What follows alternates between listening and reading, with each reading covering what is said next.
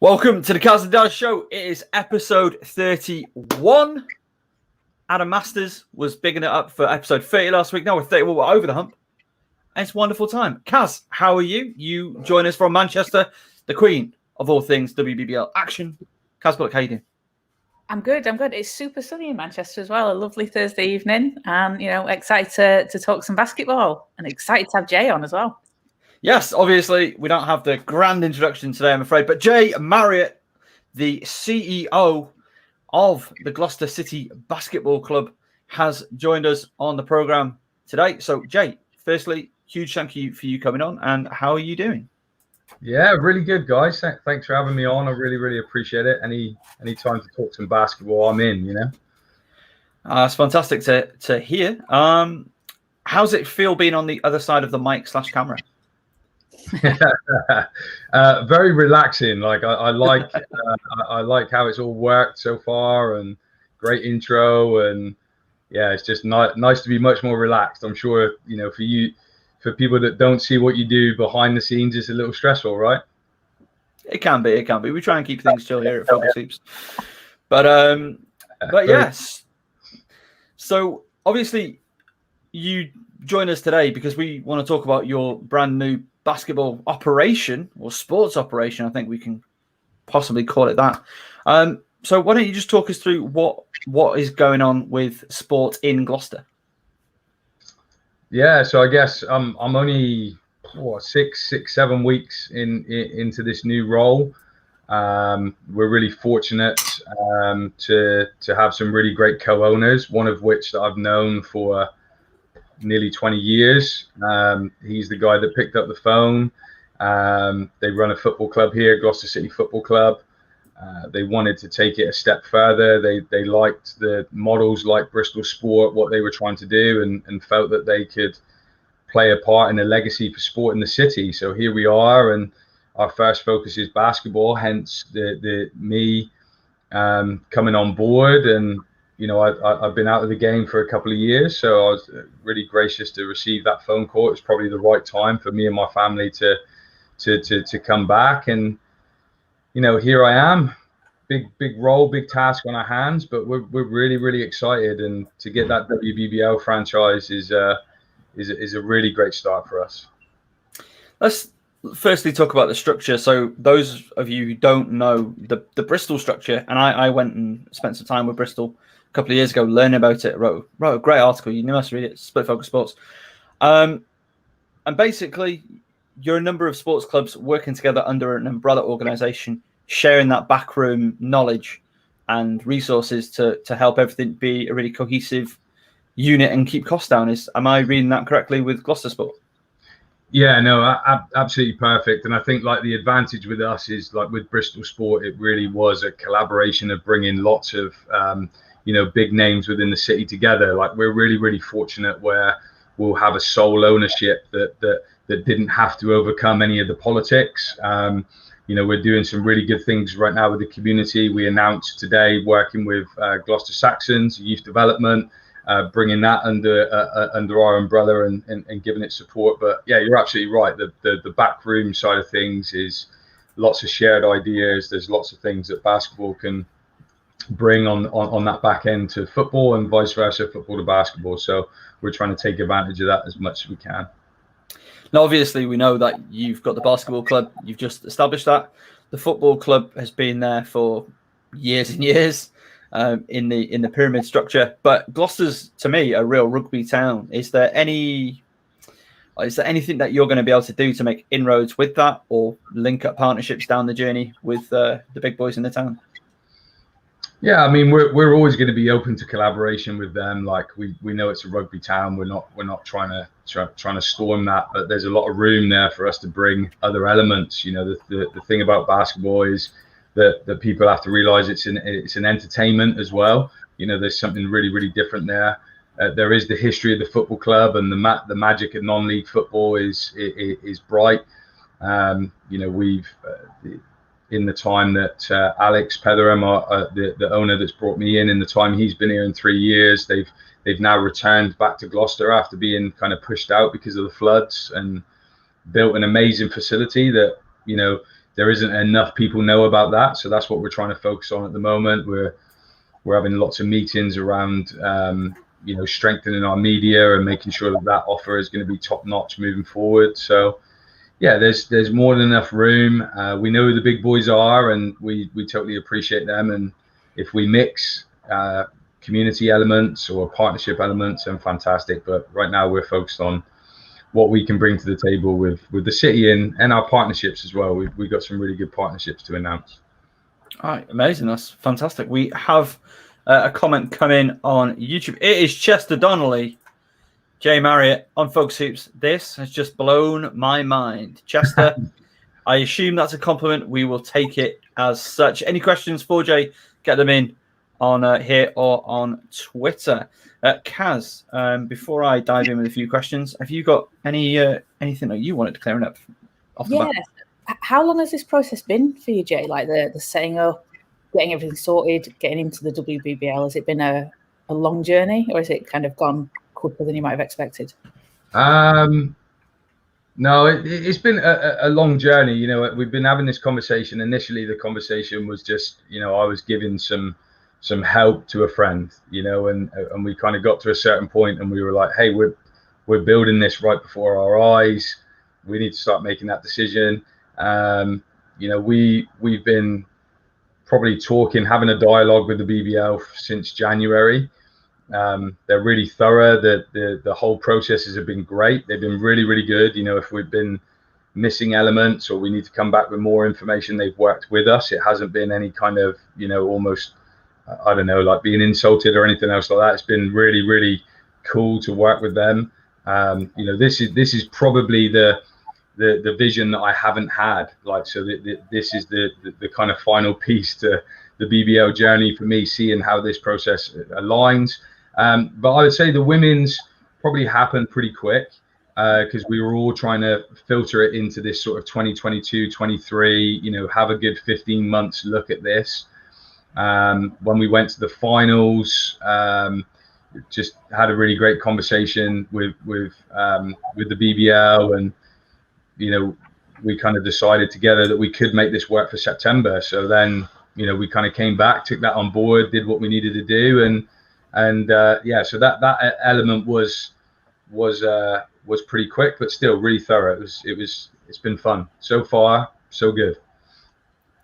That's great. And I feel like this season there's been a lot more of a buzz around the WBBL. I don't know if it's just because we've had access to streaming and a lot more kind of chat about it on social media. So it seems like a really good time as well to kind of capitalize on some of that and get started next season.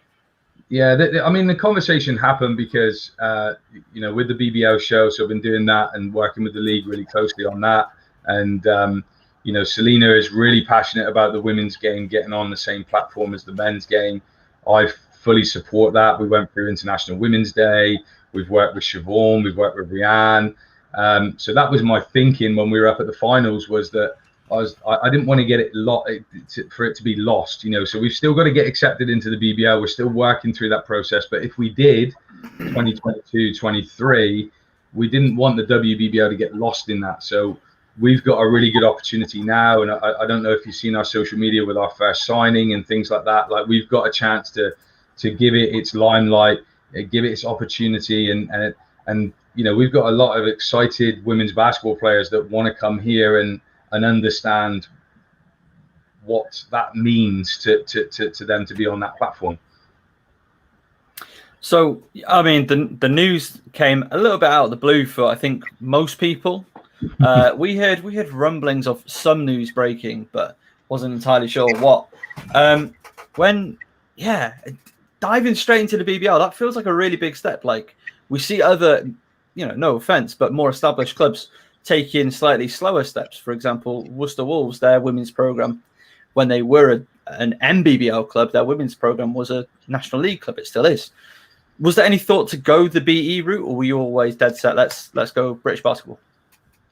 No, it wasn't off the table. I think just myself and Alex were talking through a number of options, but I think when you look at you look at us accelerating that through experience, right? So they get every bit of experience with me from being a player, understanding the community options, academy options, the pro team, There's still so many other facets that I've got to learn, but that was a great experience, and that gave me a platform to head over to the States and get experiences, head over to the Middle East and get experiences. So that was a key element. We've got some community elements here of people involved that have got the right experience to bring what we need there. And then, Alex himself, he's been a sponsor down in Plymouth. He's worked with the Raiders.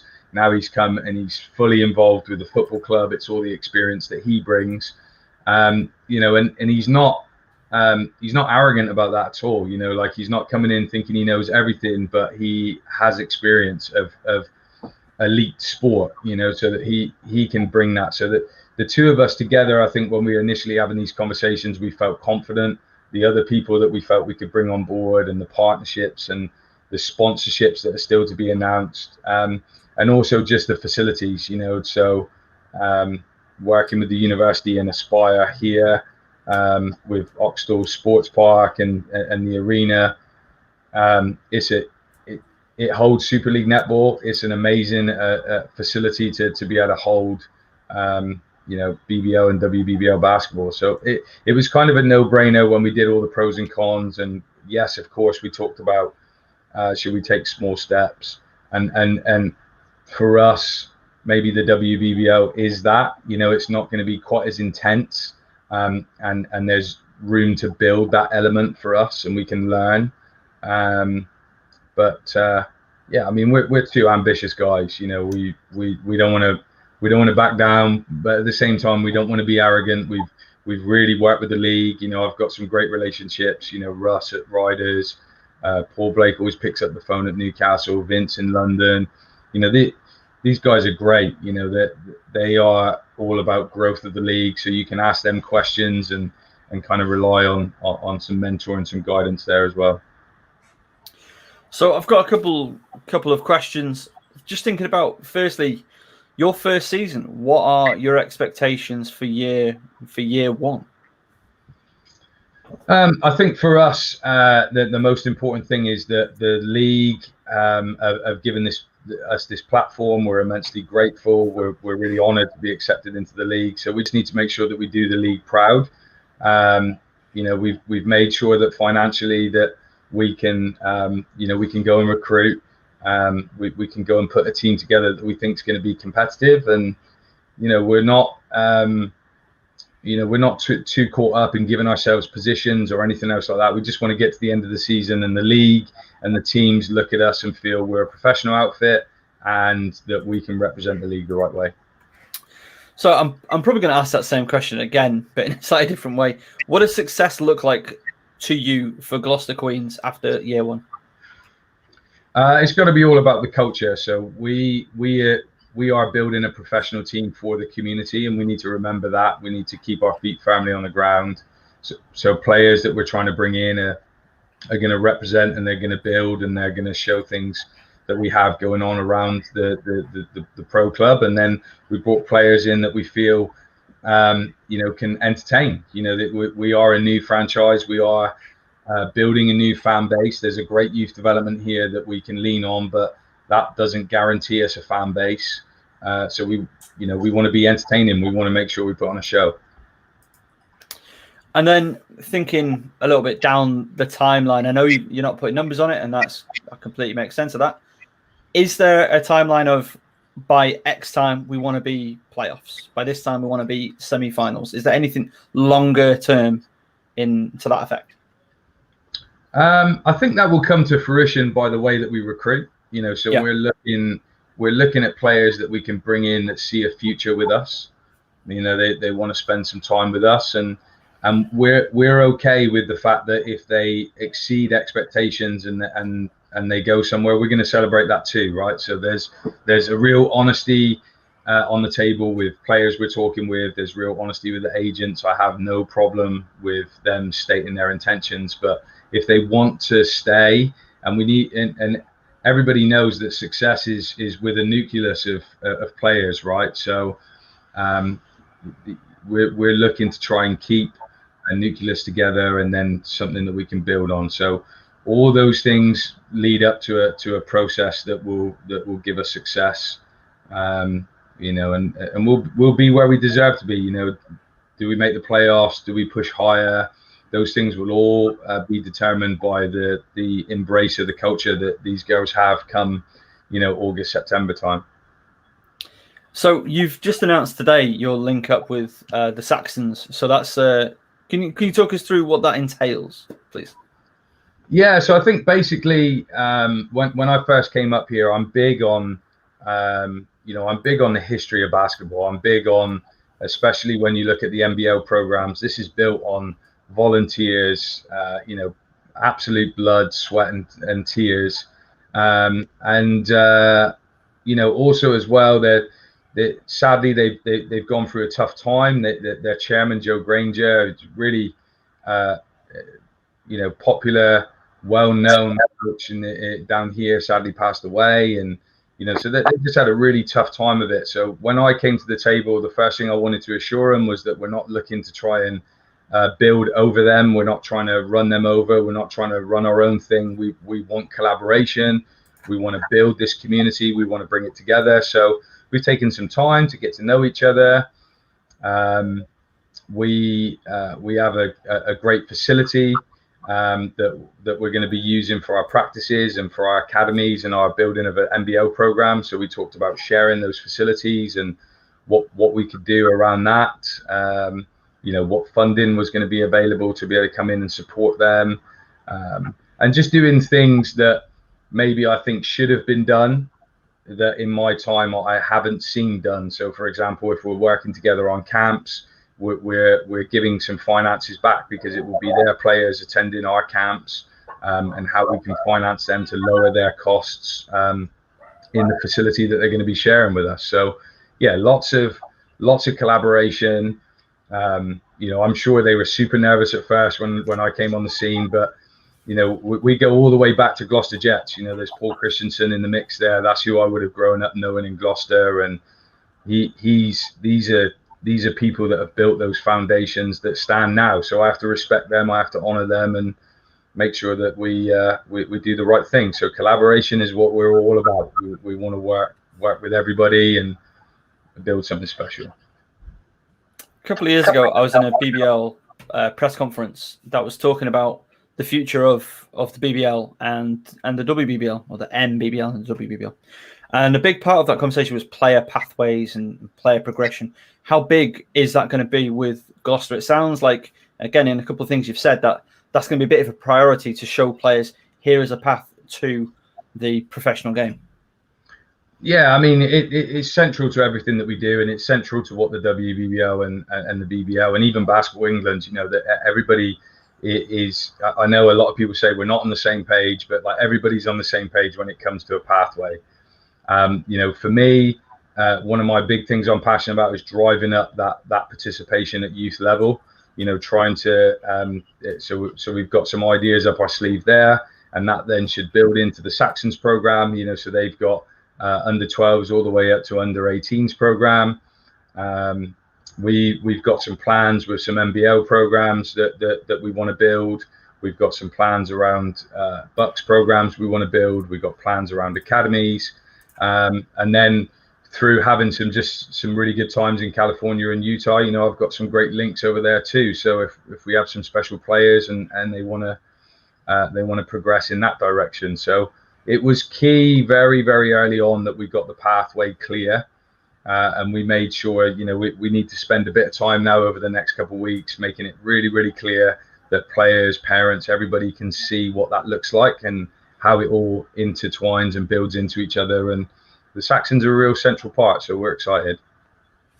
We have a question from YouTube. You'll never guess who it is. It's, of course, Chester Donnelly saying, Jay, what is the timescale for the new arena? Will the university be your home court in the meantime? Yeah, so interesting stuff. The university, yes. So Oxtal Sports Park will be our home. We also have another option that we're talking about that could build into almost like a tier 2 situation. So tier 1 is our relationship with the university and Aspire. Yes, we will play there. That's where Super League Net will play out of. So if you guys want to check that out, you can. It's a great facility. I think it's 750 plus. We can get in there, so that fits the early model, and then we're looking at a tier 2 model that could give us up to 3,500-5,000 seater arena. So yeah, watch this space. Early talks around that, but if we could knock that out in way sooner than we thought, a lot of times you're looking at 5 to 10 years of arena plans. We could maybe cheat that system a lot sooner than people think. So watch this space. So I don't want to be negative. This isn't coming from a place of negativity, but this last week we've seen 2 NBBL clubs step out of the league, let's say. Is it a bit early to be talking about we're going to get a 5,000 seater arena when we're in a pretty up and down time with our game right now in this country? No, I don't think so. I think Leicester and Newcastle and even London are leading the way for what's going to be sustainable and trying to push us onto a level that they know we need to be at. And I think sadly at the moment that there's probably issues with the pandemic coupled into that's given a lot of financial problems, and we don't take that lightly. We're very fortunate that we're just in a position that we're in, where financially we're very sound, very sustainable. But we're like everybody else. You've got to be really, really careful with each step that you take, as to not put yourself in a bad situation. Nobody would have guessed if you would have asked me all those names in the BBL. Nobody would have guessed Wolves and Raiders, right? Yeah, 100%. We can't take anything for granted. For us, we're just trying to focus on what's happening in Gloucester and the partnerships we have in Gloucester. And like I said, a magnificent opportunity has kind of gifted itself in our hands. It doesn't mean that it's going to work out, but it definitely will give us location-wise. It will definitely give us facility-wise the chance, the chance to make that work. So we're not gonna dampen our spirits, or we're not gonna say that we can't do it if we feel like it can. If you look at the football club, this is where I am today. If you look at the football club, in 3 years they built like a £3.5 million build that sits above what was initially flooded ground that nobody said could work. So we work in situations where we work fast and we work smart. But you are absolutely right. Every step has to be accounted for. So that's what we spend a lot of time kind of giving ourselves headaches over. Is this the right move? We didn't rush into that partnership. That's been something we've been establishing for a while. And each sort of announcement that you're going to see moving forward is going to lend itself to sustainability. That's the key. How important is it to you? Sorry, Caz. No, that's cut across you. How important is it to you for basketball clubs in this country to own their own facilities? Well, I think we're just seeing the difficulties now, right? And it's just tough that they've just come like almost a 1-2 punch combo. So kind of knocked us out a little bit, because we've come off a great year, and that's so weird to say, right? We've had this pandemic, and it should have just crushed it, but actually, you guys included, everybody stepped their game up, social media wise, everybody brought their A game, and I was fortunate enough to be in a couple of arenas and watch some live basketball, which was just incredible. And then we have these early signings. You saw the returning MVP of the league. Wow, that's fantastic news. And London Lions bringing Kennedy Leonard back. I mean, that was big. She's such a great player. And then we get this news, which kind of maybe brings us down to earth a little bit, makes us realize that there's some fragility there.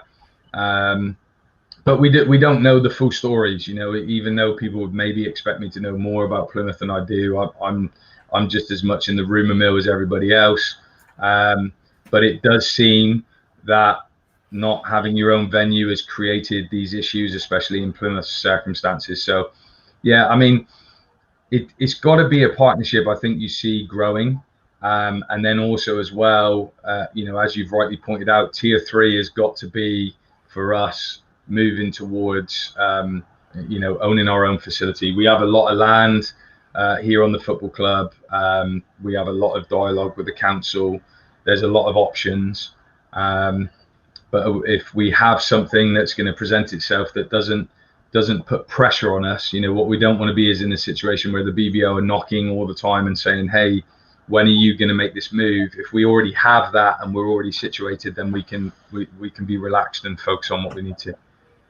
Yeah, and you've seen the success, and you alluded to it, that I've seen with Leicester, with Newcastle, with their own facilities and what they've been able to do in their communities, and as well with the Lions, though it's a slightly different situation, but they are very settled and established as well. Yeah. Cazzy B. Yeah, so I was just thinking back to the International Women's Day show you did with Siobhan and Rianne, and they both said sort of outside of money, exposure was the thing that the WBBL and women's basketball needed the most. Yeah. So how are you going to reach all those fans that are out in Gloucester that are outside of the little basketball circle? How are you going to reach out to them, get them in, and get them to come and watch the team? Yeah, I mean that's a super great question, and that's something that I probably ponder on every single day. I mean, I think first of all, it's got to be that we've got to have an awesome media and comms offer. So we've got some great volunteers. We on the basketball side of things, we're working with 5 or 6. So experienced hands. They work with Leicester Riders. They're the design team for Leicester Riders. They do pretty much everything for them. For us, they're helping us out. We want to bring them on more. And then we've got some great conversations with the university where we're trying to access some really talented postgraduates and things like that can kind of take it to the next level. And I've just really seen the power of media and comms this year. What you can do with that, the reach that you can have, and I think to get those outer reaches, I think we've just got to be very open as a club. We can't be looking to try and dominate every single situation that we're in. It goes back to that same word, collaboration. We've got to reach out to other clubs. We've had some conversations with clubs a little bit further away from us to try and engage them and help them feel good about what we're trying to achieve. And I'm just really thankful to have got to know Siobhan and Rianne on the level that I know them now, and how passionate they are for pushing the game forward, because I can ask them lots of questions, and I've got some things up my sleeve that I feel that are a must. And look, I believe I'm right in saying this, like we're the first club that's like announced a player and doing it the right way and giving it giving Marley, our signing, the flowers that she deserves. She's a great player, and I'm really excited to have her. I loved how it was just dropped. I was just scrolling and I was like, oh, okay, this is cool. This is exciting.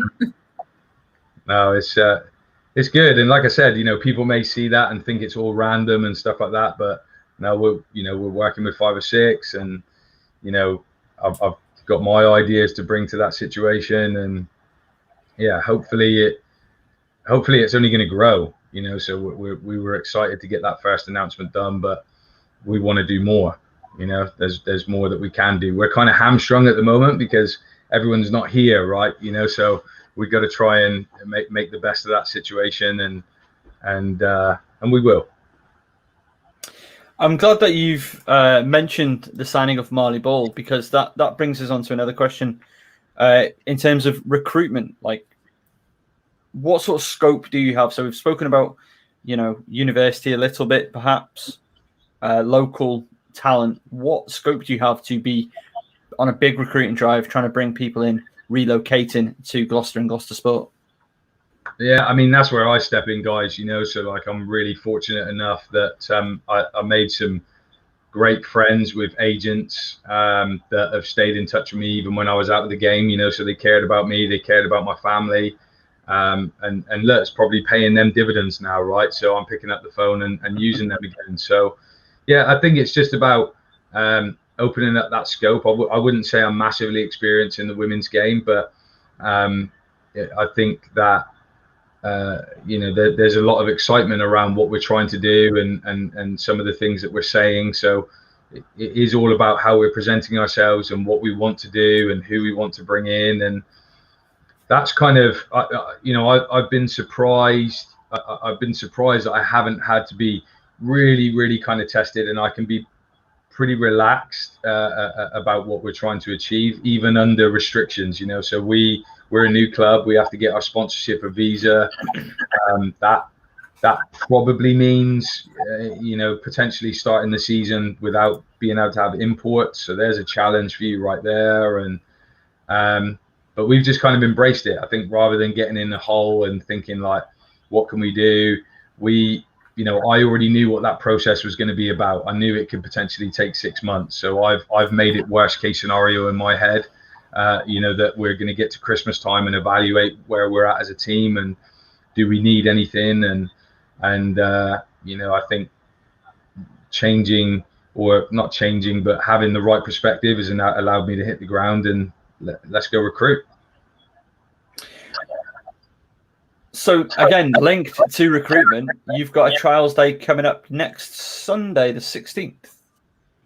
18th, Sunday 18th. Sorry, 18th. My bad. Yeah. So I think the idea of that is just something that we had in Plymouth as well. Is like open the doors. Glasgow do it as well, and I'm sure other teams do it. They're just not pushing it out there as much. But let's open the door. Let's not assume what we have locally. And far-reaching. If there's people that want to travel, then kudos. That means a lot to them. But yeah, just let's open the door. Maybe we do it a couple of times. I don't know. We'll see what the first one. See how the first one's received. But nothing ventured, nothing gained. Like let's have a look, and then we can build our assumptions off the back of what we're seeing there, and we can react accordingly. Would you ever be tempted to do what the London Lions men's program do with their summer runs and their NCAA like pro camps? Yeah, definitely. I mean, that's all on my mind. I think at the moment there's a great summer league down at UE at the moment. Some really good people, Owen Parker and stuff like that, are involved in that, and there's some BBL guys down there. I've seen Elliot Sentence, I've seen Thomas Raphael Edwards, I've seen. Slipping my mind now, the ex-players like Chris Taylor and stuff like that, Jordan Nichols. So yeah, they've got a high-level run down there. So again, I don't know if that means collaboration and we could maybe work on something, or whether we do our own thing. But we'll definitely be looking at those types of situations. And then also, again, do you see a lot about the women's game there? So there's a lot of elite individuals going on for men's players and stuff like that. Do you see a lot of that happening for the women's game? So we'd like to try and be at the forefront of that if we can as well. So watch this space, I guess. Yeah, I was going to say to questions like Caz, do you know of any runs in Manchester like this for the female players? No, not that I've seen actually. Nothing off the top of my head. You need to have a word with people. You need to get it sorted. So there's been mention of the Gloucester way and a philosophy, and I feel like you've possibly touched on it a little bit during this conversation. But if you could summarize it, like what is that? What does that mean to you? Yeah, I mean, we're still in the early doors of creating things, So like when you talk about things like culture is basically like your habits. Like it's what you do every single day. It's how you present yourself. So, we're in the small steps of the really small things. So when we're working with Saxons, it's about trying to get everybody to play the same way, so that we can share, right? We can share each other's philosophies. We'll look at things differently, and then it's just about trying to create. If you look at Leicester's a great example, right? So I remember when I was still playing, and we did this absolutely bizarre thing where we cut Anthony Rowe, and there was some frustrations around his injury, and then just as he got healthy, we let him go, and he goes to Leicester, and he's one of my great friends, right? So I'm real bent out of shape, but we're staying in touch all the time, and look, I knew I was going to be in and around these positions at some point in my life. So I love asking people questions. So I was like, Ant, what's the difference up there? And he's like, everything off the court is as professional as it is on the court. They're looking after me. I feel looked after. I feel like they care about me. I feel like they want me here. So in essence, that will be the Gloucester way. So when we have players come, we want to make sure that they feel valued, they feel heard. We have to give them room to have their own goals. So there's what we want, there's what they want, and then somewhere in the middle is where we're having this conversation to build something really special. So we don't want to win if it means that everybody has bad feeling and ill will, and vice versa. We don't want to be in a situation where we're losing because we're not putting the right things in place off the court and they're not able to perform. So that's the Gloucester way, is giving everybody the best opportunity to concentrate on what they love. And from that, again, will be our culture and our habits and what we do every day. So we can't talk about this big elusive plan and it's all put into nice amount of years and put into a really good PowerPoint. That doesn't work. Like, what works is the steps we take every single day, and that will ultimately determine what the Gloucester way means, right? It won't be for me to determine, it will be the we. So let's see. It will be a growing, evolving process. You made an interesting comment there about all playing the same way. So that would be all through the system, all through the player pathway, having a coherence in how players are expected to perform. Yes. Yeah. So basically, like we if you come and watch a game with us, like, we want you to be able to watch our under 12s, and you want us to be able to watch our BBL team and be like, that is the Gloucester City basketball way. So we still got to work hard on that. It's not going to be perfect right away. Yeah. I don't expect the Saxons to just fall in love with everything that I'm suggesting. We're going to build this over time. I know how I want to see our teams play, and I think I'm still, I'm getting older, but I'm still just in touch with enough to remember when I played and what gets you excited, what styles get you excited to play. Let's play that way. Let's start with the fact that you want to do that, and then everything else will fall into place. Can you give us a teaser, get a bit of a taste of like what might it look like on the court? Well, I mean, I think there's no secret where the game's going, right? It's quicker, it's faster, it's more exciting, but it's got to be a little bit more than that. So I won't give away my X's and O's, but I think in terms of practices, we need to make sure that the practices reflect what every player wants to play, right? So whether that's just our community leagues that we put out there, all the way through our player pathway, we just want to make sure that people are responding to what we're trying to do, and that will have to evolve, right? Like every team. If you look at the NBA and you look at the WNBA, like, it used to be all about the bigs, and then it kind of moved to all about the guards, and then we're kind of seeing like it come back, So if you look at Phoenix and Ayton, like there's a legitimate big there and it's playing a role, and Embiid is threatened for years, I guess, to try and do that, and even in the WBBL, Cambridge, or I can't remember her name. The big Liz Cambage. Yeah. Wow, great post game that she's got as well. So it's always evolving, right? And we just have to. I'm just keen to be at the forefront of that movement rather than get left behind. Yeah. How has no, two questions. I'm going to split them. First off, in terms of player recruitment, obviously you're known for being part of the men or in the men's game a lot more than the women's game.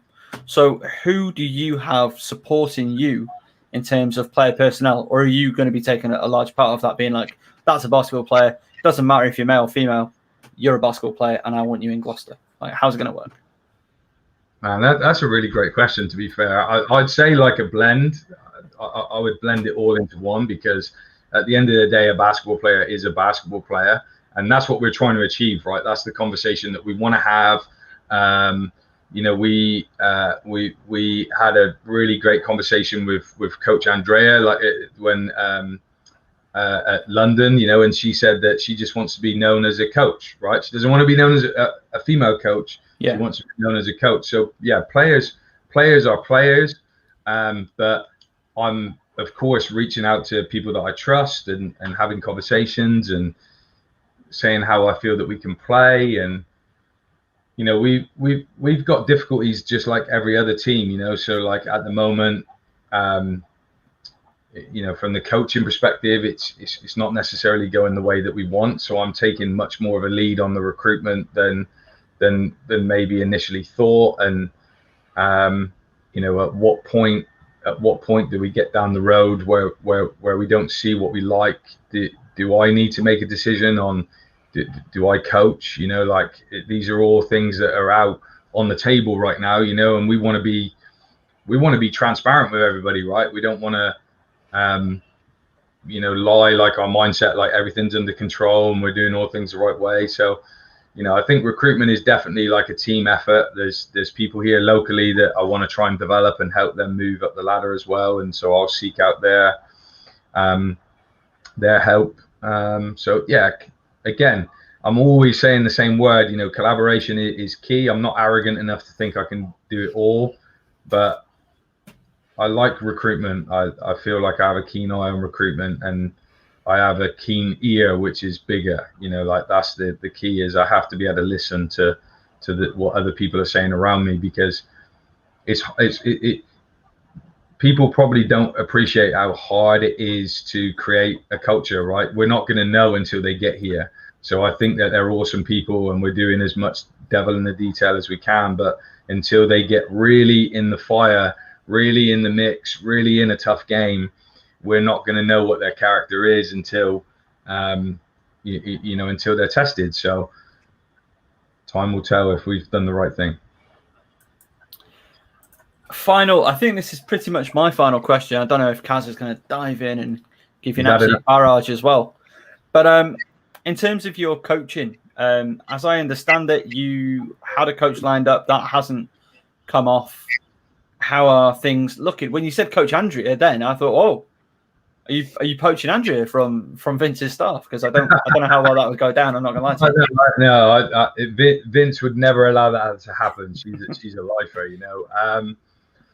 Yeah, no, I mean it's difficult because we are where we are. Like I'm talking about sustainability, so we don't want to break the model, and we were hoping or felt that we had somebody local, and logistically it wasn't possible for that particular coach, and they're still going to be very much around and very much in the mix, so it's not off the table for the future, but for right now it wasn't working, and we've got some younger coaches, so do we give those younger coaches and kind of throw them into the fire, or do I come in and play more a mentoring role? And that needs to come from a good place, because there will be people maybe presume that might be ego based and I just want to coach and I just want to be in this position, and that's not the case at all. But we are realistic about what we've got financially and what we can do and how we want to build. We're very clear on that model, and our owner is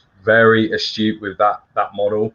And I'm very much on board and in tune with that model. So whatever we've got to do to make that work, and if that means I've got to muck in, I've got to muck in, or if I can stay where I am, then I'll be delighted, because I want to keep pushing the vision. If you've got any questions for Jay, we've got a couple more moments of your time, I think. So get them in YouTube on the YouTube comments now. Do not regret this opportunity. Trying to get rid of me, guys. Come on. That's not me saying that. That's Coach Joe Marriott saying that. Cazzy B. One question. Go. If you can build your Gloucester team with your 5 favourite women's players, anywhere, any country, any league, put them together, who would it be? That's a pretty good question. What a really good question that is. Man, I'm gonna go a mixture, I guess. So I'm taking Sue Bird and I'm taking Brianna Stewart straight away. I love Seattle, and that's the 1-2 punch I like. I've got to have Kennedy Leonard as well. which maybe upsets Sue a little bit because I'll have to push her off to the 2. Imagine that, right? Pushing Sue off for Kennedy, but I like her. She's good. We have to find some room for Alison Garrell because I've just really enjoyed watching her play. And look, we need somebody who can shoot the ball. So let's get Marley Ball in there because she's our first ever for the club, not just the Queens. She's the first ever Queen, so we'll take her with us. Sure, she'll hit some shots for us. That's a tough lineup. I like that. That is tough. We've got a question. No rebounding, but we're going to shoot. No, Brianna Stewart, she can pull down boards. She'll be right. Yeah, that's a lot of the rebounding loads, but we'll get there. Chester Donnelly chimes back in. Appreciate it as always, Chester. 7 stars have a 6'5" goal shooter. She might be a good big like Ella Clark for Leicester. Shout out to Ella Clark, by the way, winning it all with Loughborough the other week in the Netball Super League. Yeah, big time. 6'5". I'm all ears. Somebody says 6'5". Chester, if you've got the inside take there, brother, just get in the DMs and make it happen, right? There we go. And let's just remind everybody what that tag is at Coach Marriott on Twitter. Caz, any more from your good self? I just want to say I think it's super exciting to have another WBBL team. Like, I'm a huge fan of basketball, women's basketball, and I just think the WBBL is getting so much stronger, and it's just great to see. So I'm going to be very excited to watch you guys when you come to Manchester. No, thanks a lot. We're really grateful to just be able to talk about it. It's great just to have a candid conversation, and we're just really excited to get going. We've got another question snuck in here by David Smith. Can you share what you see as top 3 reams in WBBL and whose style you look to emulate? I'm guessing that means teams. Yeah. Emulate is interesting because I think we really want to pave our own way. There's something that I see in the games that I watch that I think would work for us, that would fit for us, and I'm trying to recruit in that style, and I can't really give that away. You talk about top 3 teams. You just have to have respect across the board. There are so many great teams. I mean, even the teams that finished near the bottom of the league this year, like, what I love about the women's game is just the technicality. I'm a geek for that stuff. That is what I live for. I'm watching plays and seeing how they develop and see how the coach and the player took ownership of that. Obviously Newcastle had this incredible run that sort of, picked us all up and took us on a journey in the playoffs, so that they deserve mention. London were phenomenal. Like in the final, they didn't even try and do it in a spectacular fashion. They really just strangled Newcastle and made it uncomfortable for them, and just felt like they had the talent towards the end to just pull away. And so they just knackered them out, sadly. But you've got Len Bush and the Seven Oaks, that's wow. They've got some tradition. Nottingham, you have to give Siobhan a flowers. You got Jeff Jones at Manchester, loved coaching against him in the BBL. And just today, touching base with Lee Davey again. We went against each other when he was at Durham. So, we're going to pave our own way. We're going to play. We're going to play our style. We're not necessarily looking to emulate anything. What I'm actually looking at is what can I see working in the league, and then I guess where we finish is whether it worked or not. So maybe some space for me at a later date to talk about success or failure. Talk about the future. We've got to get you back on again down the journey once you've got a few games under the belt, and we're really looking forward to having you back. So, can you, if you want to plug away? Plug away. Now, guys, just give us a follow. Don't just worry about at Coach Marriott, but get those the Gloucester City Kings and the Gloucester City Queens under your belt. Gloucester City Basketball as well as the website's up and running. So just follow the journey, guys. Next couple of weeks, I think you're going to see some things you like. It's been absolutely amazing having you on. Thank you so much for taking the time out to tell us all about your very, very exciting new venture. And we can't wait to see them take the floor. And we cannot wait to see the jerseys. Well, I can't wait. The jerseys, guys. The jerseys are coming. Don't you worry. And is it 5 or 6 doing the design on the jerseys? Is that what I'm? Oh yeah. We're going to need a ranking, Caz. We're going to need another ranking show. It has to be done. And you want to get those out, Jay? Get some merch. We need WBBL merch. We do need WBBL merch. Don't you worry. We're coming thick and fast. We're starting with hats, so that will be next week. So keep an eye out for that. And I'm sure if Daz and Caz are nice to me, I can send them something. So. No worries at all. You've got us on the DMs. All right. Coach Jay Marriott, thank you so much for joining us this evening. It's been awesome learning about Gloucester City basketball. Thanks, guys. Appreciate you having me. You're doing great. Appreciate it. Take care. See ya. As Jay's on the way, we're going to hear from our sponsors, Notch, the Mark of Achievement. Word from our sponsors, Notch, the Mark of Achievement, and we are very glad to have them on board with FocusHoops this year. They make fantastic bracelets that look super stylish and really help you celebrate your sporting achievement. They've just launched a basketball collection and we're really excited to be on board with them. Let's imagine that you're a player. Let's say that you're Courtney Vandersloot. You got 18 assists in a single ball game and you want a notch and a bracelet to commemorate that fact. Well, you can do just that. Customize it to your team colors, put the year that you achieved it, and get it the exact size that you need. There are a number of the colors available. Or maybe you're a coach. Maybe you're the coach of a basketball team. Let's just say that you're the London Tyrannosaurus Rex. Your team wears red. You had the league's most valuable player, the MVP, and you want to celebrate that. You want to award them with a great looking notch bracelet. Well, you can do just that. And you can get it saying MVP on the notch itself. That's the charm. You can get the colour you want. Gold is one that I'd go for if we're commemorating the best player in the league.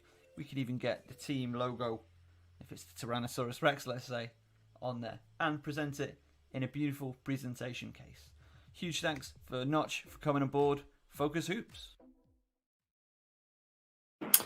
Welcome back to the Caz and Daz show. That was great. I love having guests on this show. It's great, isn't it? It's so interesting as well to hear, like, you know, how, because this is just, it's all new, isn't it? It's really exciting to hear the story kind of behind how that's happened. It is for me anyway. No, I completely agree. It's really cool just to see something that we weren't expecting. We weren't anticipating a new club joining. You know, I thought, oh, we're up to 12, got the Hatters back. Lovely old job. And now, boom, lucky 13. Happy days. We're going to plug this again. We do like to have a little charity segment on the Caz and Daz show. So, Cat Kiln, WBBL champion, Anglia Ruskin University captain, leader, legend, is running an Iron Man. This is long. Like, we're talking 12 hours of cycling, of swimming, of running. It is intense. There is lots, just intense. Anyway, she's running for the incredible society, the Multiple Sclerosis Society. Check them out. In the description to this video is the GoFundMe. I think it's GoFundMe. I forget exactly which organization it is, but it's the charity link there. You can donate because what Katrin is doing is absolutely amazing for a brilliant cause. So feel free to read her story. You can follow her progress on Instagram, and yeah, just get involved and get behind it. We have. I reiterate, I would just not do that. I don't know how Kat is doing it. It's not something I would ever do. I mean, Katrin is a very, very special human being. Just the drive of it, because again, I've speaking to her about it a lot through the journey, and it's just like, you're doing what? She's like, oh yeah, just gonna do a marathon and basically a stage in the Tour de France and I think it's a 3-kilometer swim. Yeah, light work. That's the bit that confuses me. As a choice. I mean, yeah. Chester says, thanks guys for really cheering me up. Feeling a bit sad about Worcester Wolves and Plymouth Raiders. I mean, we're really glad that we can help you there, Chester. It's really unfortunate what's happened with Wolves and Raiders, and like Jay alluded to, not two organisations that we were expecting this sort of news from, but hopefully they'll be back. I do wonder in what guise Plymouth or will be back. Will they be Plymouth Raiders? Will they be the Brighton Bears? Who knows? I don't know. But yeah, it's gonna be good. It's gonna be weird. I'm always saying this. The best days of the MBBL, the Men's British Basketball League, and the WBBL, they are in the future. They are to come. Yeah. We have had great times. We've had wonderful times. I'm thinking about the golden age of the 90s. That was awesome. Don't get me wrong. And I've loved my time working in it and being a fan of the leagues. But I think better days are still to come. There are always better days to come. And with new organisations coming in, with people who have been established around the league in various different ways, like Jay Marriott, and what really excites me about the Gloucester programme, the project, is that Gloucester sport element of it, because it's not just one rogue basketball club on its own. They've got a really established football team. Okay, it's not Manchester United, but still, they're very established. They are good at their level. It's all the right steps, the same as what Bristol have done. Is it time for Bristol Flyers women's team to move up from National League to the WBBL at some point down the journey as well? I mean, the new arena, player pathway, why not? Cazzy B. Yeah, I mean, ideally, you'd like, wouldn't you, any BBL team that's got a WBBL affiliate to join. An NBL affiliate to join. It'd be good to see that. So yeah, I mean, you're right. The future is bright. This is a little dip. This is a temporary dip with Worcester and Plymouth, but we've got a lot. There's a lot on the horizon, I think. Now, I think that was basically a large chunk of today's show. I don't think there's much else been going on in the world of basketball, has there, Caz? There's a couple of bits in the WNBA. In the WNBA. Oh, yeah. Anything major? Anything ground shaking? Anything earth shattering? Oh yeah, but before that, I spoke to Lauren Cox last Friday. After she said Sparks, just wanted to mention a bit about that. So she's obviously been with Indiana, had a couple of injuries, not been able to play too much. Was waived by Indiana. Sparks picked her up, and in her debut against Sparks, 19 minutes. I've just completely forgotten the other stats, but she played 19 minutes, which was a career high. She scored. Yeah, she scored buckets. She had 4 points, 5 rebounds, something like that. She looked real good. She did, yeah. And so I spoke to her on her introductory press conference, was kind of asking about Sparks are really known for being a defensive team. And in college, she was a Pac-12 Defensive Player of the Year twice.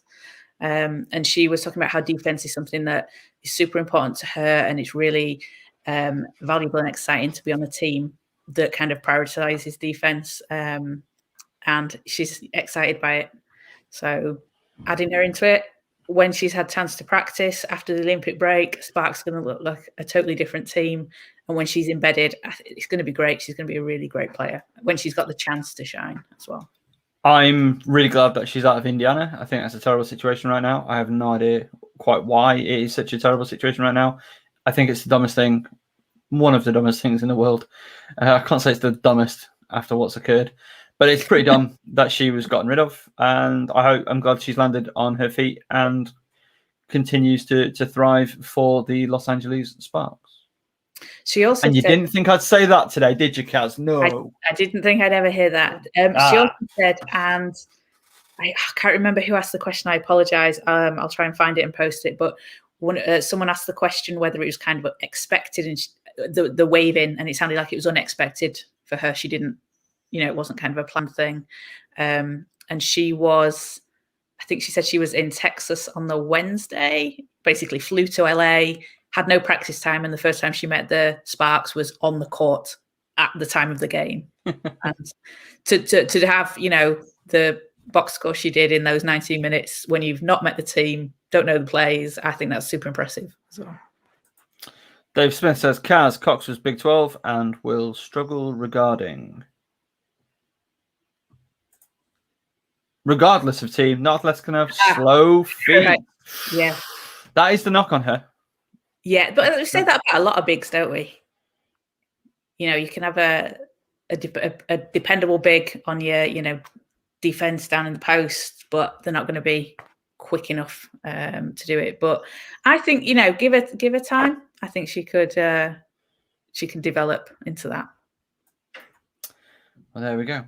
And that was the big dumb news of the week. Lauren Cox being cut, and that surprises me that that her being waived would come as a surprise. I would assume that there'd be some sort of conversation, some sort of rumbling that might occur, but much like the other situation that we've forgotten about. So Seattle waived Candice Dupree, and that was a divorce agreement. I think they have a strange wording. Can they stop saying divorce?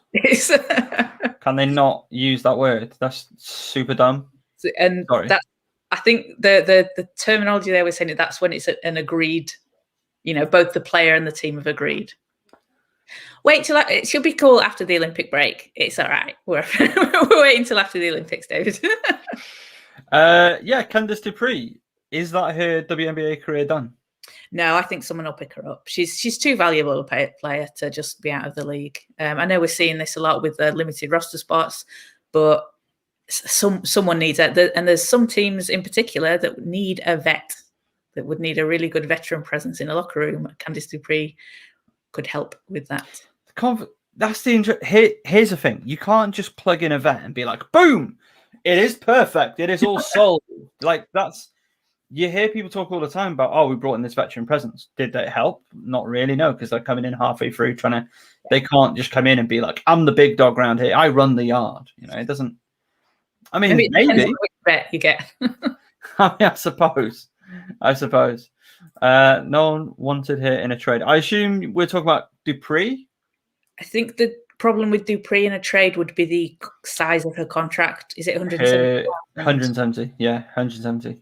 And that's the only thing I would think maybe now. I think at the time as well, when she signed, I don't know if people considered it a bit of an overpay for where she is in her career and what Seattle were maybe going to get out of her. But she said, she was open about it. She said she wanted to win and she wanted to get paid, and she went to Seattle and took the offer. She got paid and she won. The team was winning. They were winning. Yeah. So I wonder if that's why they came to the agreement to waiver release her, so she can maybe sign for less somewhere else. That terminology, divorce, is so done. Oh, Cox. Yeah. Oh, what was I forgot what the question before was. No one wanted Cox in a trade. Oh, that I find weird, because Indiana, it's your third pick. You've just given her it up for nothing. I don't believe that. I can't believe that there's no one else that would have even traded a third round pick for her. It seems you would give them something. I don't know. The WNBA is weird. Like Indiana's management.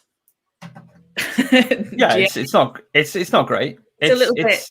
It's not been fantastic. No. But just I don't know. We're seeing Charlotte Hill got cut.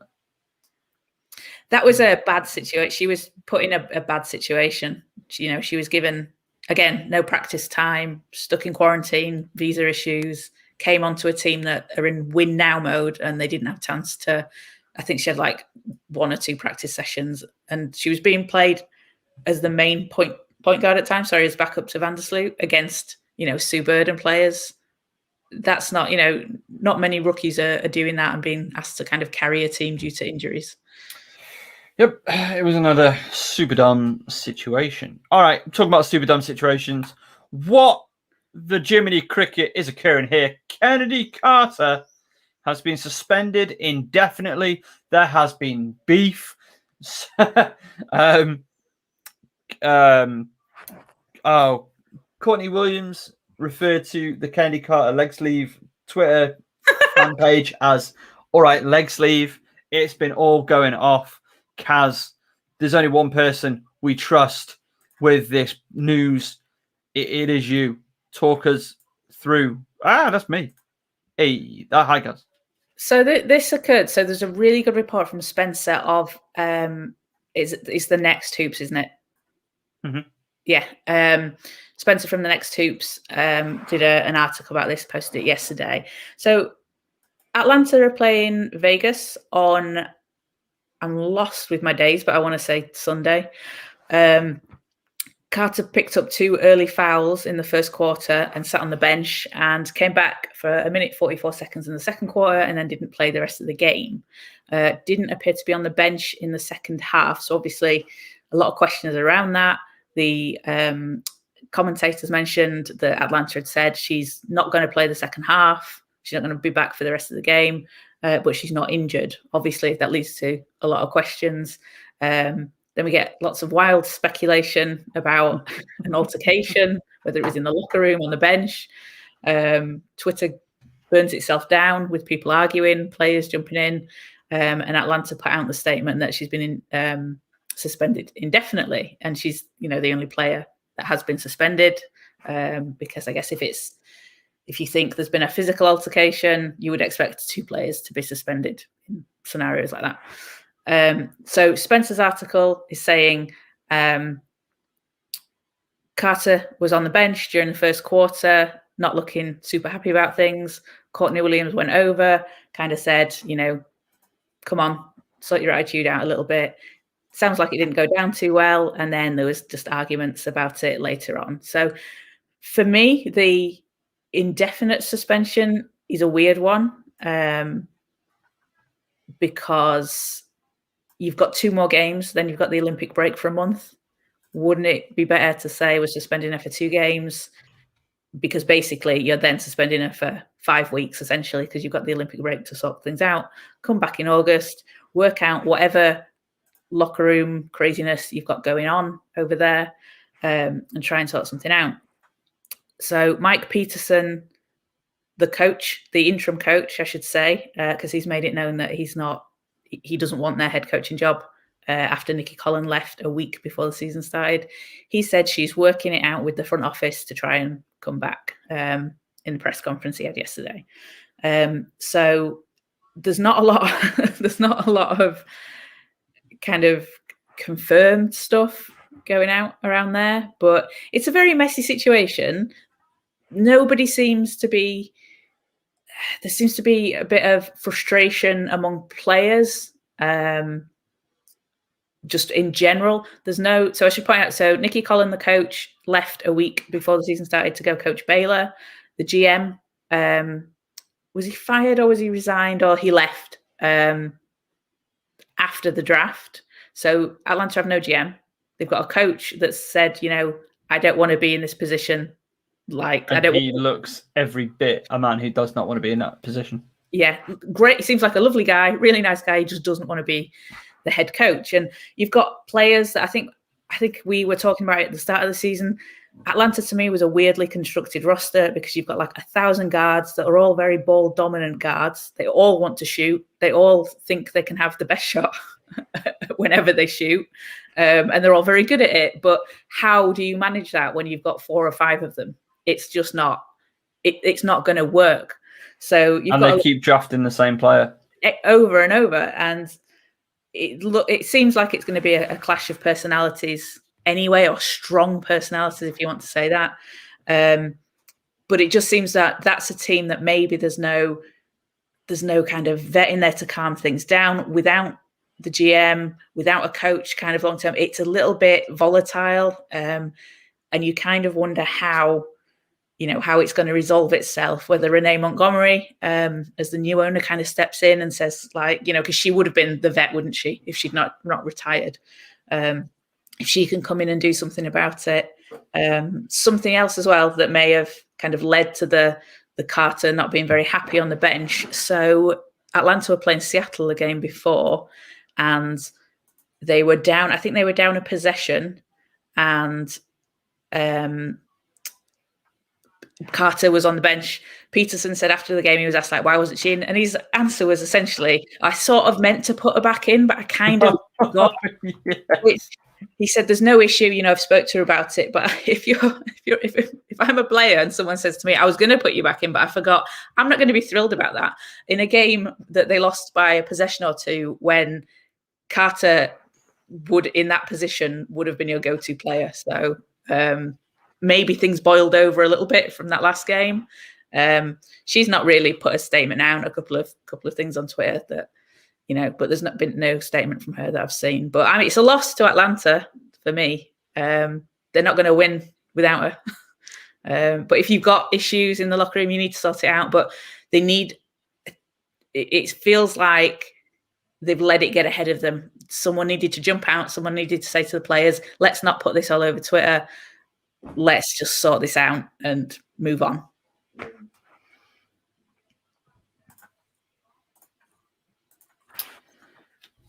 You a leg sleeve page. Okay, leg sleeve. Take a moment and think. That's the only thing I care about in this whole situation is this string of messages from Courtney Williams on Twitter to Kendi Carter's leg sleeve account. That's it.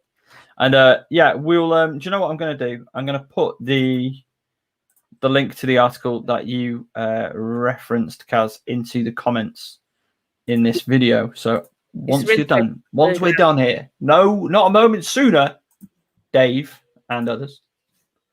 But check that out because that is fascinating. Like offering people out. Yeah. The next. Yes, it was the next Substack.com. But yeah. But this is where you need. She's too good at. She's obviously an incredible talent, and needs to be. Maybe she needs to be in a situation where someone can kind of guide her into the right way to channel that. But also, I think there's an element of players on losing teams have bad attitudes, but players on winning teams are passionate. Is it different if she's winning? She's a player that wants to win, and yeah, frustrations come out, but she's kind of, is she asking for people to be held accountable? Is she maybe questioning playing time, which I know as a second-year player, maybe people might say you don't have the right to do, but she was given the keys to that team last season, and there's obviously been a disconnect with Nikki Collin.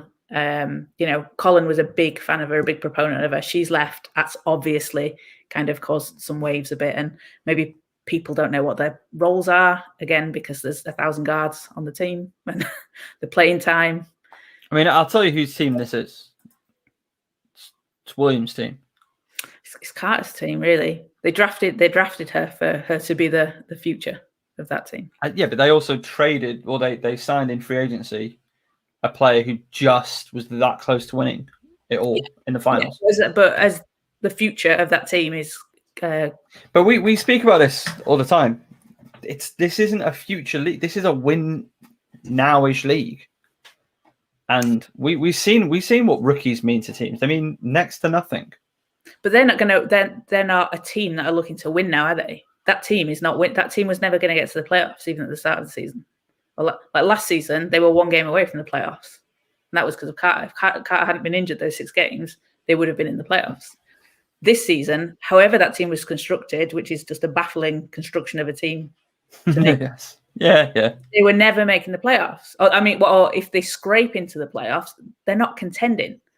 So, no, and that's fair enough. But this is a like a 3-4 month summer league where development and future. I don't know. But some teams do that well. So I think it becomes highlighted because some teams do it badly. Mm-hmm. And some do it really well. So Seattle do it really well, and they develop the players really well. Other teams are maybe giving up on players too soon, Indiana, and aren't developing as well. It's what your team has around you. It's the coaches you have. It's the culture. Like Jay was talking about the culture. It's the mentality that everyone has, and players that fit together. You put 5 ball dominant guards on a team. Why would you expect that to work and fit together? Like you gotta think it through. David Smith says addition through subtraction. and drafted a point guard from Arizona with their top choice this year. And has played some games 16 minutes, had amazing games, and then played 2 minutes a game. Why? It makes no sense. Because it's not a development league. But why are you playing her 16 minutes when she's scoring 16 points and then not playing her the next game? She's proven. Aren't you supposed to play to prove your minutes? It's like Mabry. Why is Mabry coming off the bench when she's scoring 20 points? Maybe no, in that one, maybe that's what she prefers. I don't think it is. No? No. Because some players do. Some players do, prefer. yeah. I don't some think players do. No. No. Is she come out and said this? Have I missed something? No. Yeah, I don't think she's one of them. What do you know? Have you got insider information? Well, I was chatting to her before. Oh yeah. No, it's yeah. Some players do, don't they? But yeah, I don't think Mabry. Yeah. We've discussed my notion that starting a basketball game means basically nothing. Yeah, it's how you finish. Yeah, it means something, but it doesn't mean the be-all end-all. Yeah. Not every game transfers from college to the WNBA. That's true. We do see Does Ari McDonald transfer? Speaking of not transferring, Megan Gustafson playing meaningful minutes for the Mystics. Yes. Sorry, just thought I'd throw that in there. I think McDonald does translate. She has done in the games she's been able to, get meaningful minutes in. It's just there's not that many of them, and it's hard to develop like that. So she'll go overseas. I mean, look at what Satu's done, and Mabry, and what Laney did.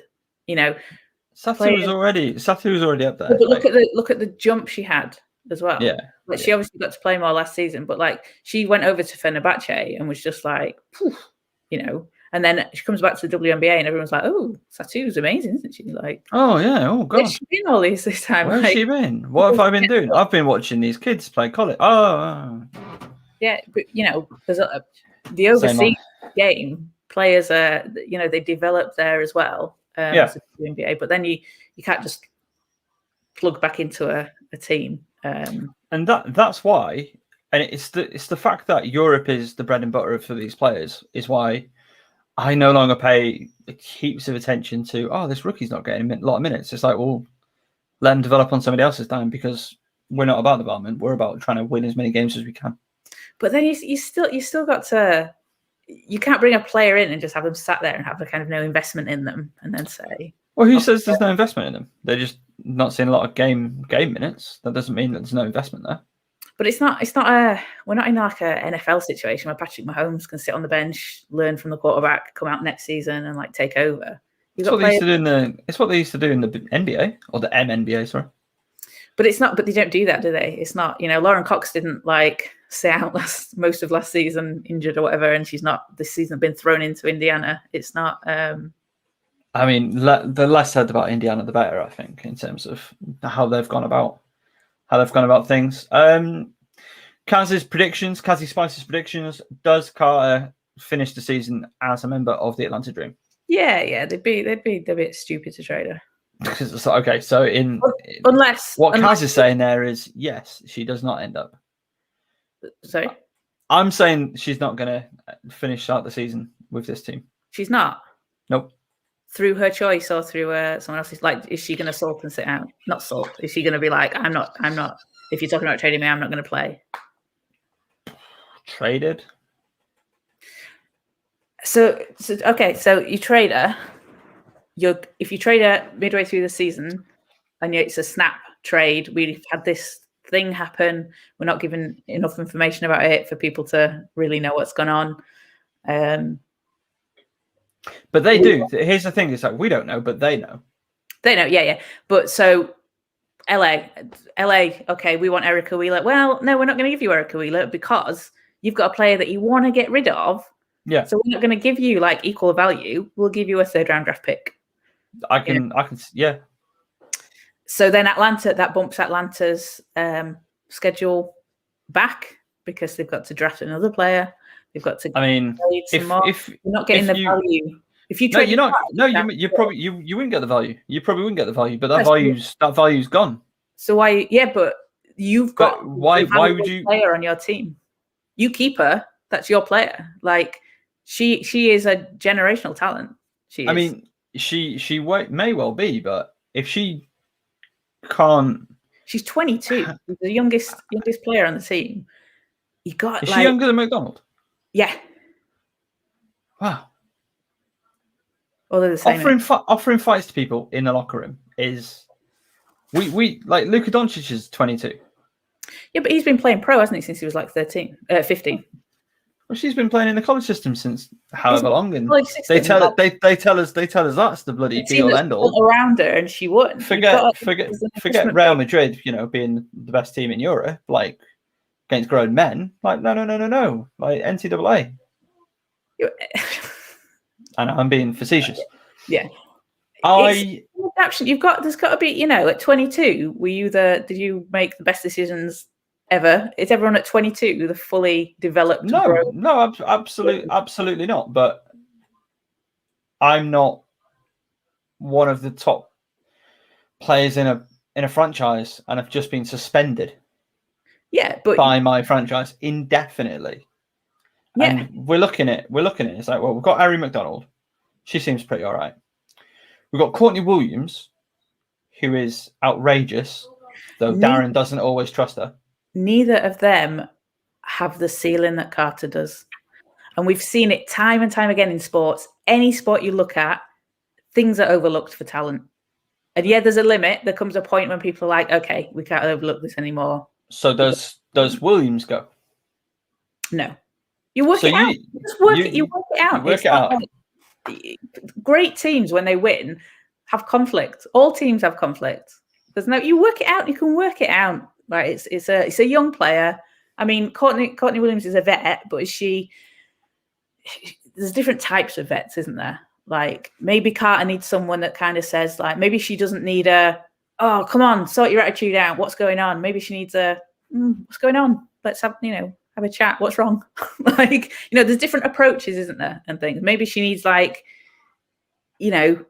does she need a bit of guidance? What's the organization? The organization's clearly it's in a very transitional period with them getting rid of the ownership, Renee Montgomery and the ownership team coming in. If the organization that you're in is a bit like haphazard and what's going on, it filters down. And, how do you deal with that? Maybe it's a reaction to dealing with things like that. You don't know what's going on because people are human. People are human. David Smith says, doesn't matter if talent, you're uncoachable and unbelievably selfish. The words of David Smith and absolutely not of Caz and Daz. And I mean, that comes to a point, like we have seen very, very talented players, but there comes a point, and maybe it's here and maybe it's, hang on. Maybe it's here, maybe it's not, where a team says, it's not worth it. Yeah. You're now somebody else's problem, and we'll go with what we've got because we think this might be best for our interests in the short term, in the medium term, and in the long term. So I can fully see a situation where Carter is no longer a member of the Atlanta Dream by the deadline. So the deadline's August 21st. Yeah. Who would take her though? Because the only team that I think she'd fit well on the Sparks. The only other team that would need someone like her would be Indiana, and we can't be sending people to Indiana, can we? Best predictor of the future is the past. Shooting 30 times a game is not the path to success in the WNBA, says David Smith. Arike. I mean, that situation is a strange one as well. Arike and Marina Mabrey and the Dallas Wings in general, they're just a bit funky. Yeah, they're a bit funky. And that's a ownership, management office, front office things seem a little bit wobbly this season and last season. I think the big thing that we can take away from this entire chamagerie. Let's just bring it up again. and this is the importance of your ownership of leadership, accountability, and ownership. accountability. Yeah, absolutely. And putting the right people in the right spots and not having them leave on you a week before the season to go and coach a college team. Yeah. I understand the money. I will never be on board with the fact that your pro league in your country isn't what is considered like the elite and the best option for you in terms of you want to be at the very best. I just find that I've said it a billion times how I feel about that situation, but it just doesn't seem normal. No. It doesn't seem acceptable to me. David Smith says, got sent home from an international team last season as well. Was this the Turkish team that she left because there was a death in the family, though? So yeah, that's the one that I thought. There was rumors. There was also the same rumor about Courtney Williams and she left again because of family issues. What does the NBA like a bit of bad behaviour? I find Liz Cambage's on and off court outrageous. She's like a WWF baddie. She's a heel. I tell you who isn't a heel. Addie Starr. Happy birthday, Addie Starr. One of my favourite professional wrestlers on the face of the earth. And actually, to be fair, she does wrestle as a heel quite a lot. But a bit of a superstar. Good on you, mate. Anyway, back to, is Liz Cambage a heel? She plays up to it, doesn't she? She says she doesn't mind. When people are booing her, she seems to play better, doesn't she? I like her. I like watching Liz Cambage, and I think people find it when you have a great player that plays well against your team and that wins, you dislike them, don't you? Because it's like, stop beating my team, stop being so good. It either goes one way, doesn't it? You're totally rid, or it's a boo, you're the baddie kind of thing. I guess, yeah. I think it's more, she does more than just be good and be big. Like the whole attitude that comes with it. Yeah. Like there's been a number of occasions this year where she could have been out of games, in my opinion. My thing here is I think I know we're talking WNBA. A male player that does that wouldn't get the same attention that she does. It's because she stands out in the WNBA is doing it. Is that a failing of the men's game? Oh, there I go again, being illuminated. Is that a failing in the men's game? I think it's part of it, isn't it? Like she's playing up to it. She's playing up to a role, and it's entertainment, isn't it? So yeah, maybe it is like WWF, FE. They're now the WWE. Right. Because she's playing up to it, isn't it? I'm sure I'm not too sure how much she's playing up to that character, because again, characters don't get themselves ejected whilst shooting free throws. Okay, but this was a while ago now. Like she's definitely grown. She was still growing Herself. Yeah. No, she was growing then. No, I mean she's grown since then. I know. Like, I still. Hey, Arike's on 5 technical fouls this season, which is more than Cambage and Taurasi. That is a lot. Arike, what are you doing? He's going to get suspended soon. You said that with a lot of excitement in your voice there, Caz. No, I'm concerned. Why are you a hater? Dallas. Wait, you're not concerned for Dallas. It's That's how I feel about the situation. Yeah, I don't know. She plays up to it. She plays the heel. Yeah. So I don't know. I mean, she backs it up, doesn't she? It's not like she's running around doing all this and averaging 2 points a game and a rebound. No, to be fair, like she's not. I love Lance Stevenson, but a bit Lance Stevenson about it. She is a genuinely elite player in the league. Yeah, she's not there like blowing in Candace Parker's ear. I still don't know how much I trust her. Don't know how much I trust her. Okay, trust her. So you've got Cambage and Courtney Williams. You were saying you were not too sure about Williams before. No, I don't trust Williams' game. I don't trust Williams' game. I look at her. I look at Maybury, and the stuff they do when it comes off is outstanding. It's brilliant. But a lot of the times, I'm looking at it being like, "What was that?" meant to be? Because that seems like a decision that doesn't seem like the best decision in that moment. I don't know. I do question that on-court decision making.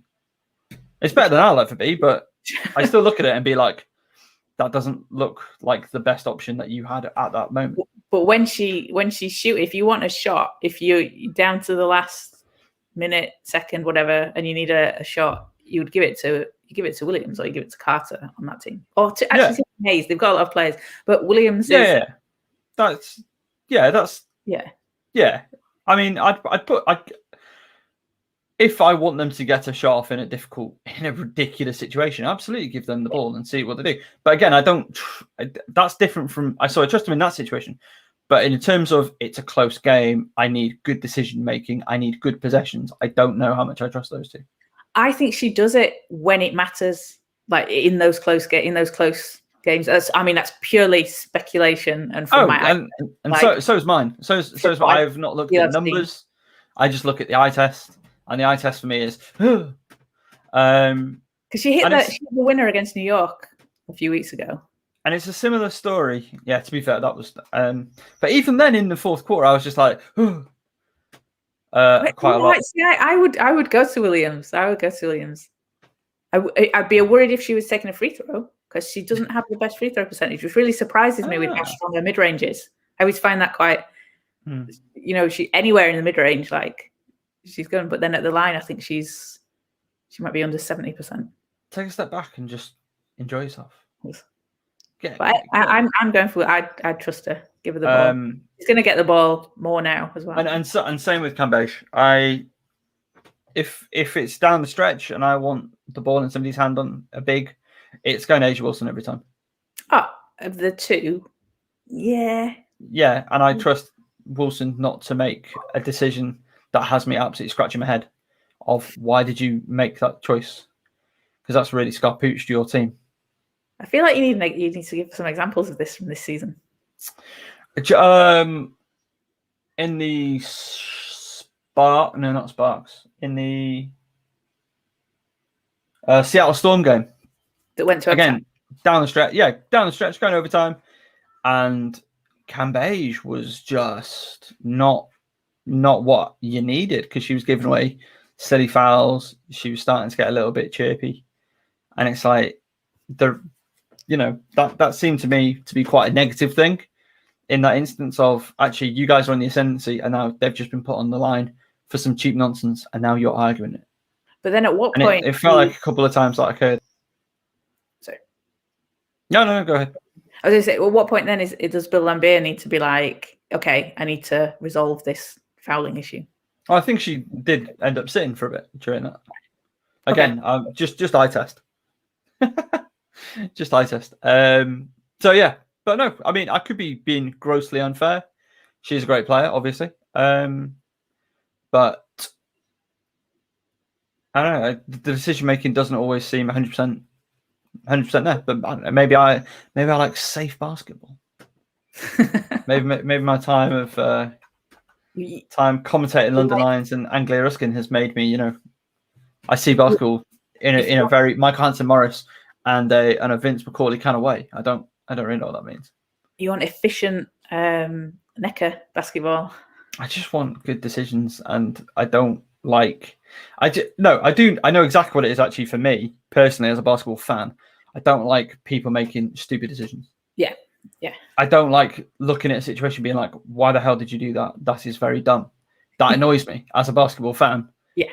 And I've said words that effect on commentary before, and it's not always gone Darren's way. Let me tell you that. But decision making for me is a really important part of the game, and I want to see the best players have the best decision making. And I don't think Williams always has on the floor, though some of the stuff she does is outstanding. She needs another player next to her who is going to be maybe a bit more level-headed in the way they play the game. I'm not talking personality, like off the floor, whatever, I don't care. Same story with Cambage. Now, she does have Asia Wilson alongside her, who I think is just, her decision-making always seems excellent. Mm-hmm. Her temperament always seems just what the situation and what the team needs. Maybe I'm being unfair there. but I'm never left with her. And the same with like Brianna Stewart. You know, Jay was talking about her earlier. She's never a player that I'm sat there being like, what was that decision? Why did you do this action? Yeah. It's always the right move, the right pass, the right do, or at least the sensible. Even if it doesn't always necessarily come off, though for her it does like 100 times out of like 101. So yeah, that's the kind of key, isn't it? Like you said there, the sensible decision. Sometimes the easiest basic move is the best. You don't always need flashy trick shot. And I mean, like, so, hey, like Maybury on Friday night, whoever they were playing. Oh, Chicago. They were playing Chicago, and like some of the stuff that she attempted was just like, what the heck is this? This is ridiculous. And some of the stuff she attempted was, what the hell is this? This is that's gone in. Oh, yeah. You know, and that's really cool, and we like that, and that's great. And she was a huge force in that game, turning around back to Dallas, who were really well worth their victory, and that was great to see. But trust? Do I trust them in a big game moment? I don't know. Is it those times you find yourself shouting at the TV like, "What are you doing?" Oh, it's gone in. Yeah, happens occasionally. We have one last thing to talk about as we've fixed the WNBA. Ah, good for us. Yes, good for us. Kenny Carter is not going to be a Atlanta Dream player for. Oh, that's so interesting. Where would you see her? Where would you put her?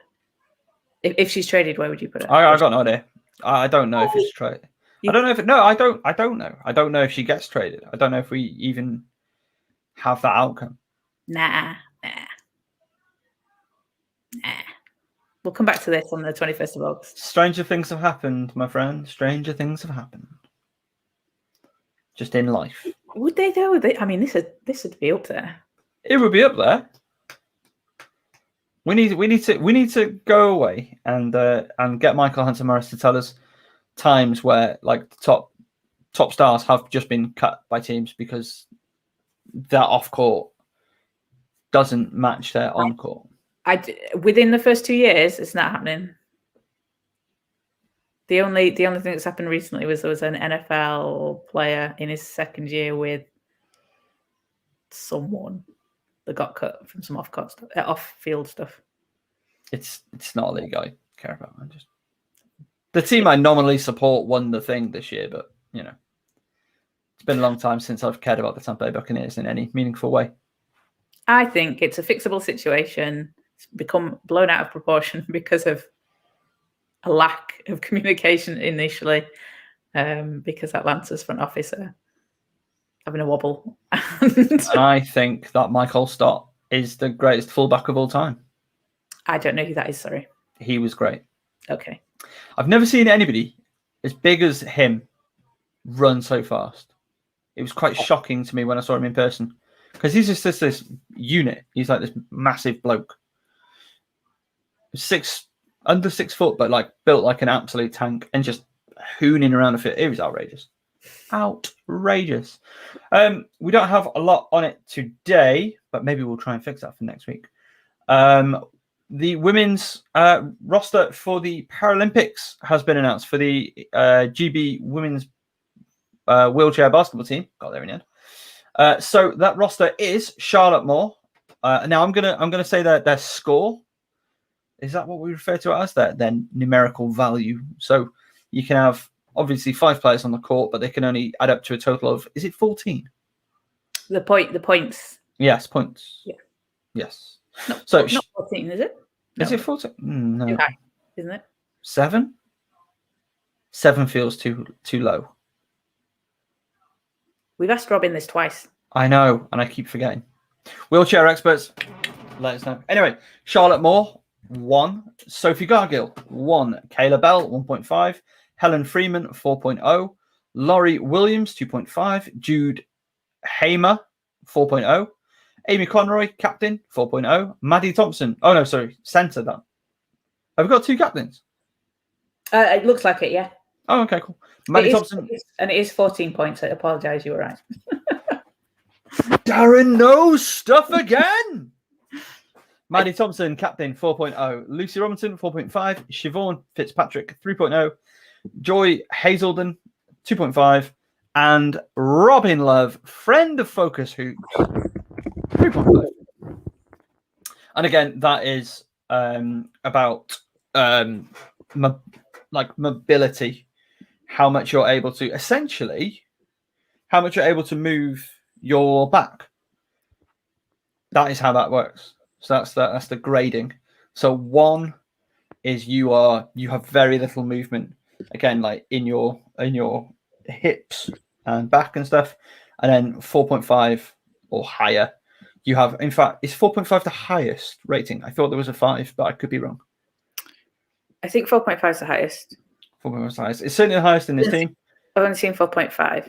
Oh, there you go. So that must be the upper limit. And that is, you've got lots of range of motion through your hips and up. That's, again, not a wheelchair expert, though learning. Though I think that's how the points works.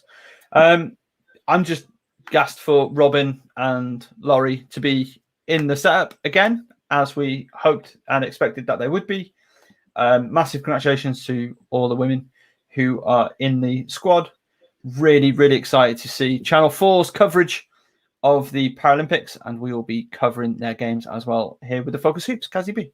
And Channel 4 are doing loads of coverage. They've got like a breakfast show, live show. I think it's More 4 that's becoming just a pure Paralympics sport channel during the break. They posted about it. Robin Love's retweeted it, so you can go and find that. But there's loads of coverage, which is great to see, just the Paralympics as a whole. But obviously going to be lots of wheelchair basketball in that, so we can get involved. The men's roster was also announced, but this isn't a men's basketball show, so we're not going to talk about it. But obviously, of course, they're well worth watching, and they are also at the absolute elite level of wheelchair basketball. Cassie B, is there any more for any more? No, I think we've covered a lot there. We didn't visit Kaz's Corner today, so let's just dip over there. Where is Kaz's Corner?